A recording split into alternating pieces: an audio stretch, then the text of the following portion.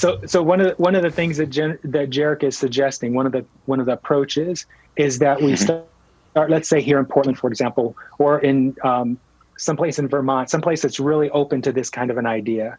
We start with a project that begins with volunteerism, and we bring our algorithm on our software to this municipality, and we say, hey, look, we're going to be able to measure what type of benefit you're gaining from your volunteers in your community.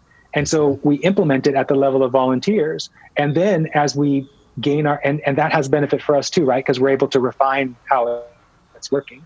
And as we get that feedback and we show them what we're doing, of course, before we actually do this, we talk about the entire system and what we're ultimately aiming for. And so as volunteers start participating and they start amassing that benefit, at some point, we engage with businesses in this municipality, and we say, hey, look, so would you be willing to accept net benefit reward for some designated items in your inventory, so that these volunteers can realize tangible value of their volunteerism?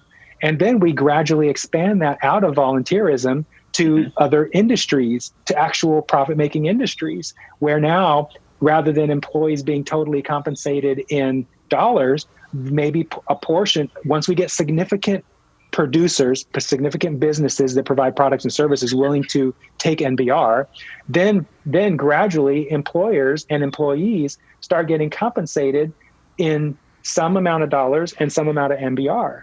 And so and then eventually over time, we also implement our political strategy, which we have a political strategy that we're working on also.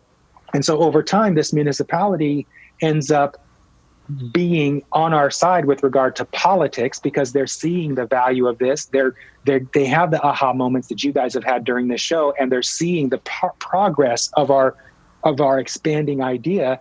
And next thing you know, they're wanting what we're wanting. And so then we've got one city, then we just get another city, and then it's just becomes city after city after city, until suddenly you do have that expansion of the market that capitalism functions in. What I really love about